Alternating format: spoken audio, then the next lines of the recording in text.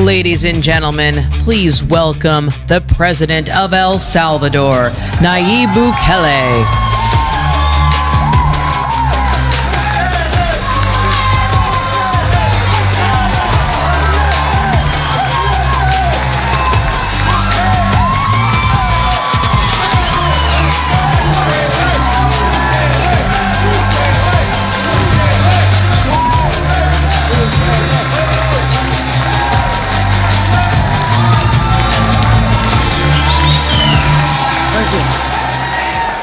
Thank you.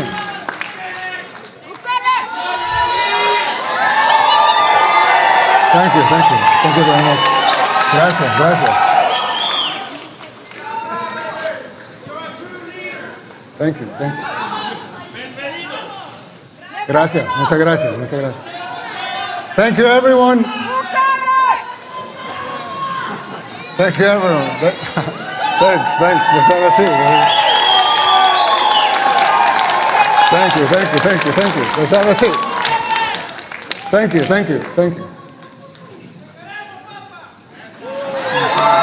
I love you too. Dear Matt and Mercy, thank you for the kind invitation to have me here at CPAC.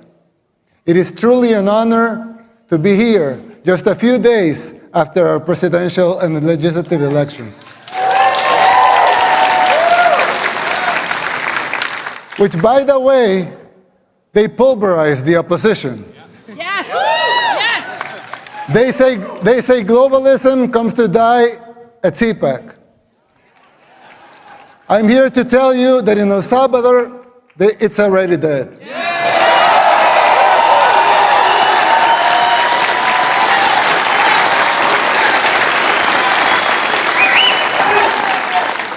But if you want globalism to die here too, you must be willing to unapologetically fight against everything and everyone that stands for it. Fight for your freedoms. Fight for your rights.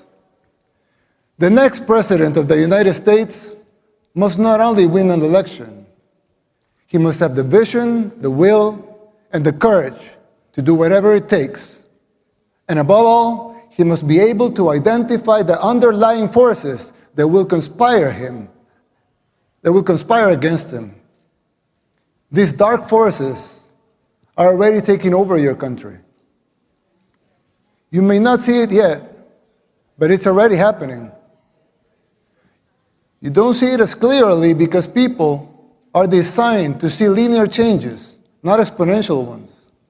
We don't always recognize how fast a problem can multiply and spiral out of control. The problem is much like the metaphor of the boiling frog. Once the water boils, it's already too late. People fail to see these things. It's our nature. Just like the frog, people become complacent, and they don't realize how bad things are getting until it's too late.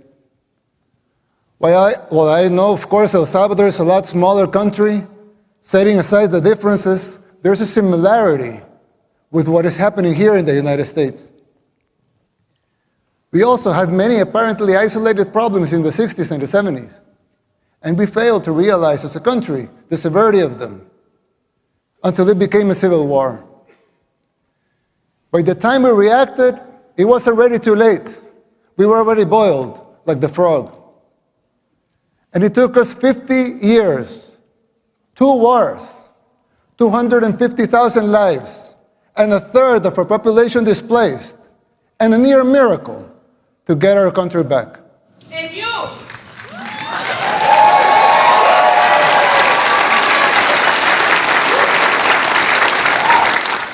As your friend, I want to issue this warning so you don't make the same mistakes we did in the 60s and the 70s. It is not easy to pull yourself back once you're in boiling water.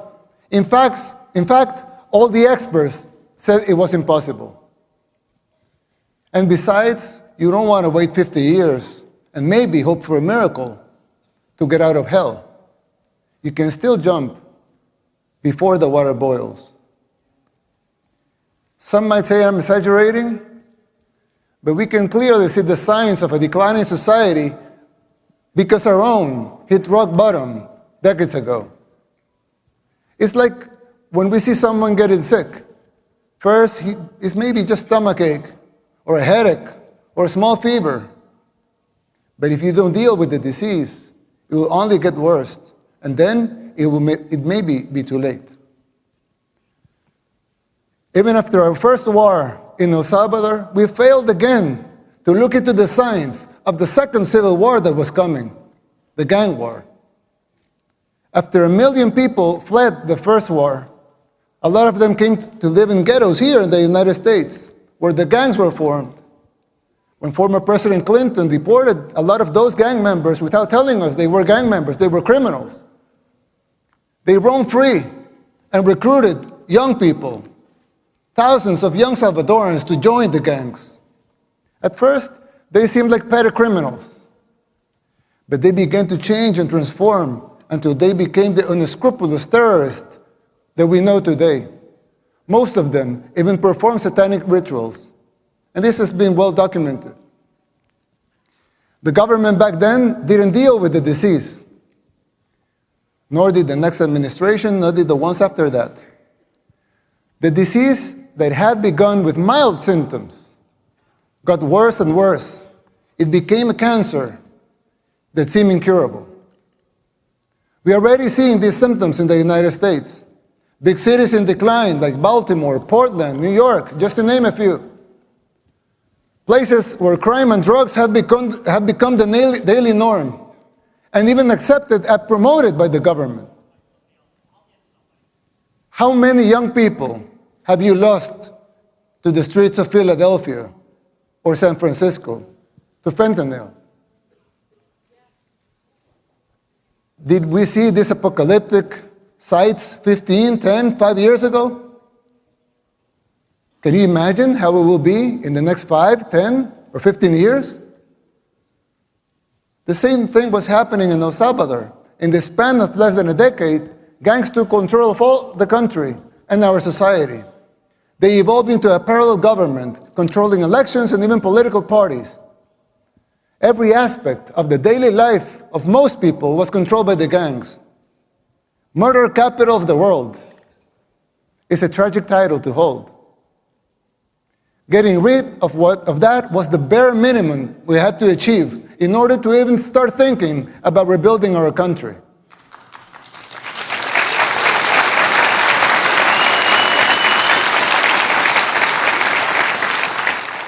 But jumping out of the water when it's already boiling is an almost impossible feat. You are not there yet. And believe me, you don't want to be. We did the unthinkable to cleanse our society.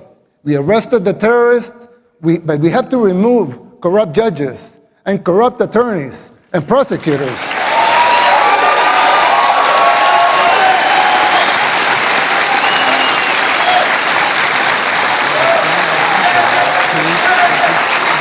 Thank you. Thank you. Thank you. These corrupt judges and prosecutors were setting the gang members free. And Nancy Pelosi. And it wasn't just the gangs. The corrupt system worked in tandem with the so-called international community, the NGOs, and of course the fake news, just like it happens here in the United States. Unelected bureaucrats are trying to instate public policy. Who elected them? They don't have a democratic mandate. If they want a seat in the table, they should run for office. Let the people vote.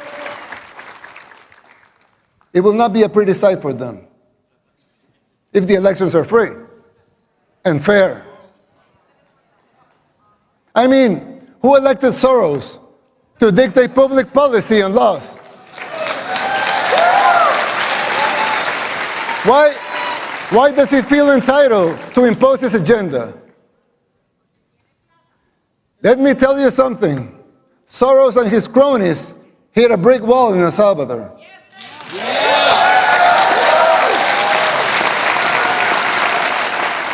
thank God, and all the glory be to him, Salvadorans are now immune to his influence. No one believes his lies anymore over there. We just had free and fair elections. And we won in a landslide with more than 84% of the vote.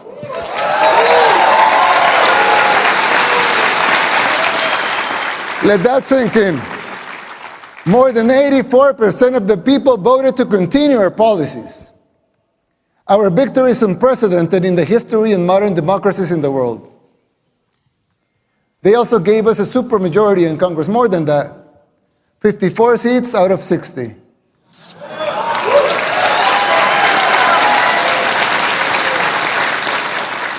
"57 if we count our allies.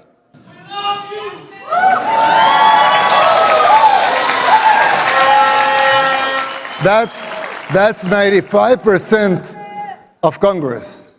Let that also sink in. The people of El Salvador have woken up, and so can you.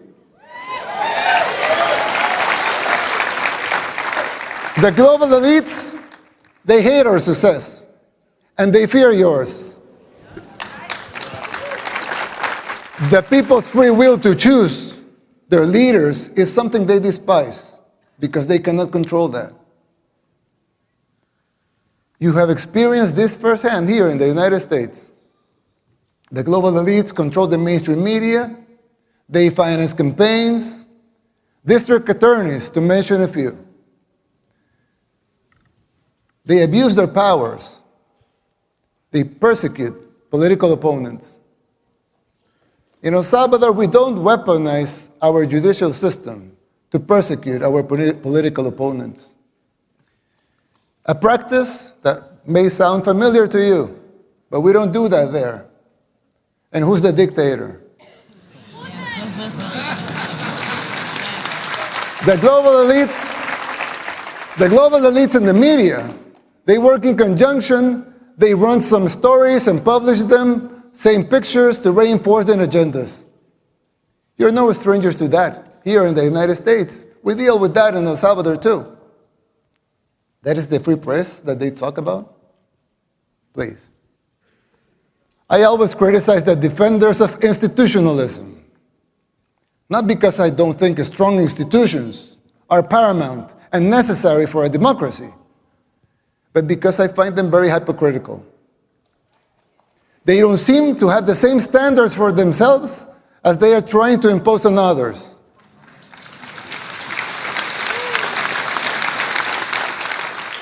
But there's yet another component that is more dangerous than a simple double standard.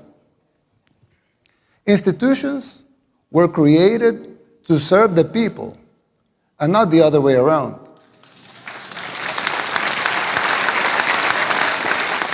Somewhere along the way, those people forgot their fundamental purpose, which is more important than the institution itself. When the judicial system was created, it was created out of the necessity to bring justice. But now, it seems like survival and control of the judges, of the AGs, among others, are paramount. And the need to bring justice is merely a little more than an afterthought. Another example, the police was created to bring law and order. Let them seek law and order then. But now some of them are even afraid to do their job because they fear the consequences for doing it. They should be encouraged to fulfill their foundational roles without fear of repercussions that distract them from their missions.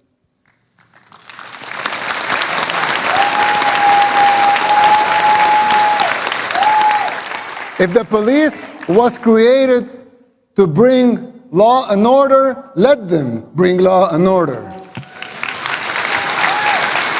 If the judicial system was created to bring justice, let them bring justice. Let them protect their purpose at all costs. Same goes with the press. Let them be free. A democracy needs a free press. But to enjoy that membership, you must adhere to your duty as a reporter. Report the facts. Don't be a puppet of those who finance you or finance the organizations that you work for.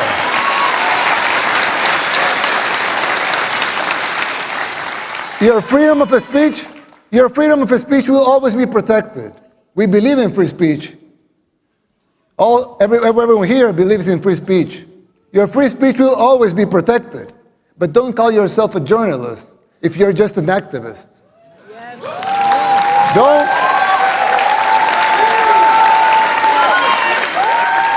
Don't call yourself independent if you depend in open society. Sarah's NGO for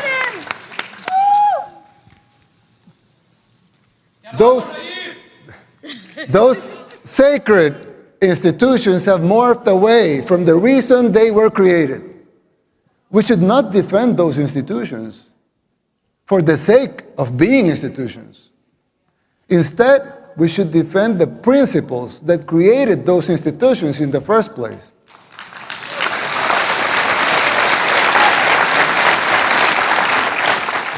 It's troubling to see that this is happening everywhere. Not only in El Salvador and the United States, it's happening everywhere. But even here, in the United States, in the most powerful country in the world, even here, it's happening. America should listen to these words, not because the El Salvador model should be replicated here, but because these specific examples apply to any nation that has lost or is losing its way.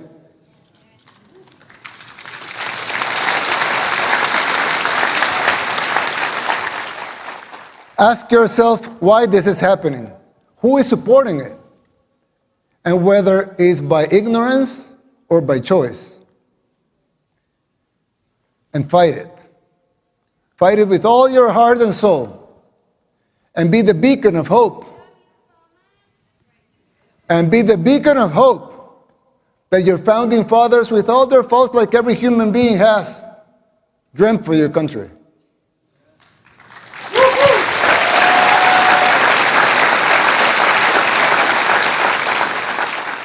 Fight for your freedoms, for your rights. Fight for the original purpose of these institutions and not their mere existence. It's still not too late. It can be done. It is time to erase these new paradigms that have been imposed in the recent years that make no sense. If you just free your minds from those invisible chains, you could do it.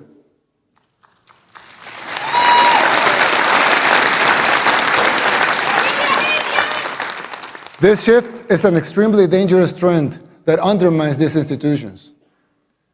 Effectiveness and their credibility is at stake, both home and abroad. This is a warning from a friend.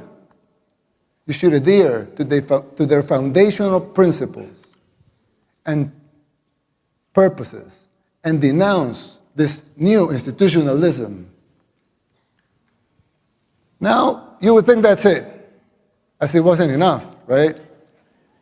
But unfortunately, there's more. There are other symptoms that are even more difficult to diagnose. For instance, the financial situation of the United States. When I talk to my conservative friends right here, they always tell me that the problem is high taxes. But they're wrong. Of course, high taxes are extremely high here in the United States. I give you that. You're right in that. But that's not the real problem. The real problem is not the high taxes themselves, but the fact that they are not even really funding the government. Not even those high taxes, higher than a lot of places in the world, not even those taxes are really funding the government. So who's financing the government? Government is financed by treasury bonds, paper. And who buys the treasury bonds? Mostly the Fed. And how does the Fed buy them? By printing money. But what backing does the Fed have for that money being printed? The Treasury bonds themselves. So basically, you finance the government by printing money out of thin air. Someone could ask, well, so if the government can print the limited amounts of money out of thin air, why did they collect taxes?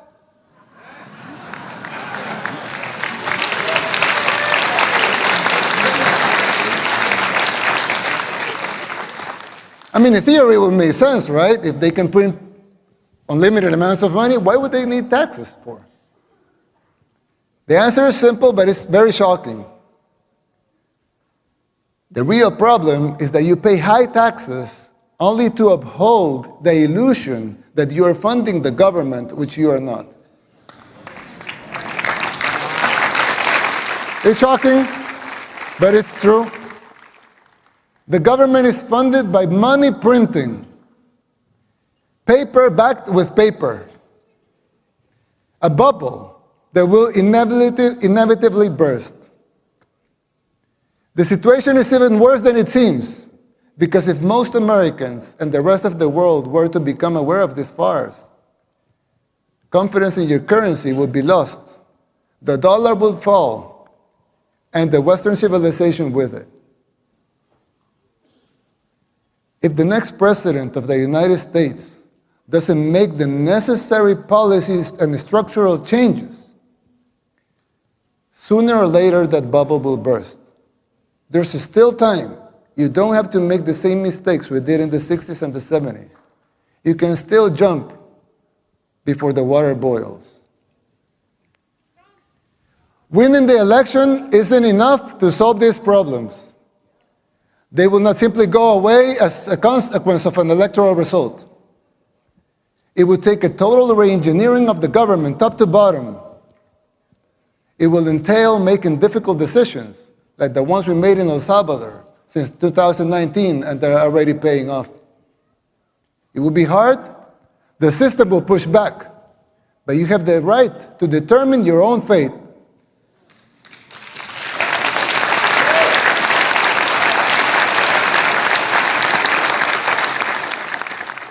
Salvadorans did the same. The decision for the direction of our nation was ours, and it continues to be ours. We didn't tolerate being told what to do. In doing so, we did the unthinkable. Against all adversity, we transformed El Salvador from the most dangerous country in the world to the safest in the Western Hemisphere.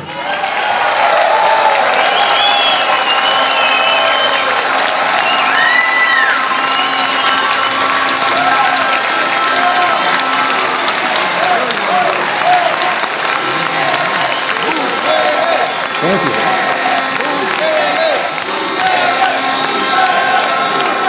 Thank you. We did it by defying the global elites. We told them no more. And that is my message to you. Put up the fight, because it is, in the end, it will be worth it. It has been for us, and you will have your country back. May God bless you. May God bless the people of the United States. May God bless El Salvador and the future of both our nations. Thank you very much.